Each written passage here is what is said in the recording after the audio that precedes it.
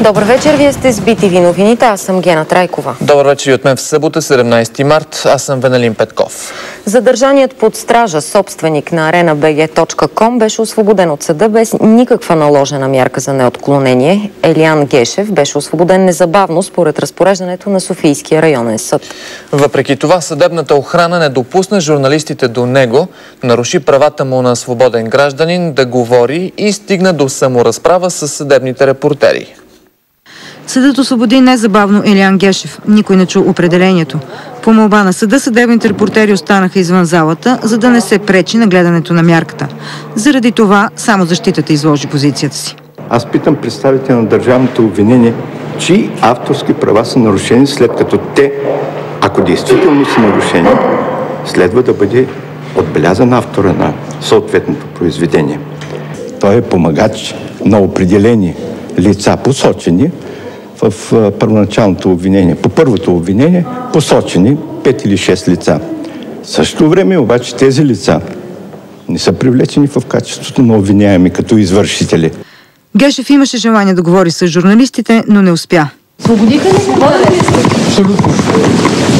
Забраната да сподели мнението си с журналистите беше на шефа на охраната Евгений Тропчев. Помощ! Охраната не ми е помощ!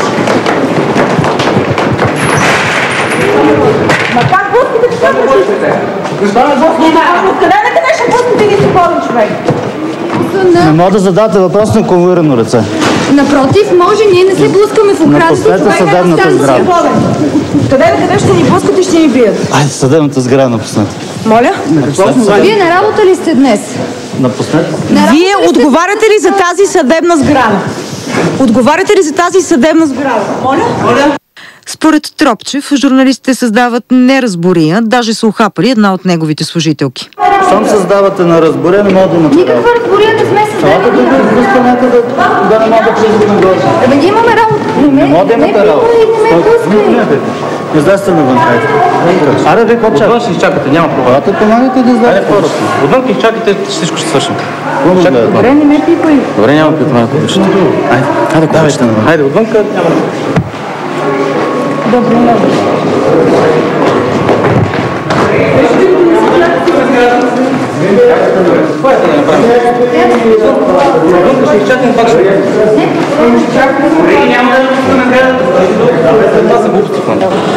Бих искала да се извина пред вас от името на ръководството на съда за това, което се случи. Процесът беше неконтролируем.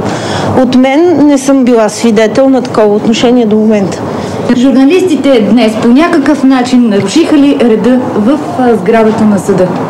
По мое мнение не. Опитаха ли се да спрат конвоя? Не. Обидиха ли по някакъв начин конвоя? Не. Удариха ли, провокираха ли по някакъв начин удари от страна на съдебна охрана? Може да съм субективна, но отговарям не.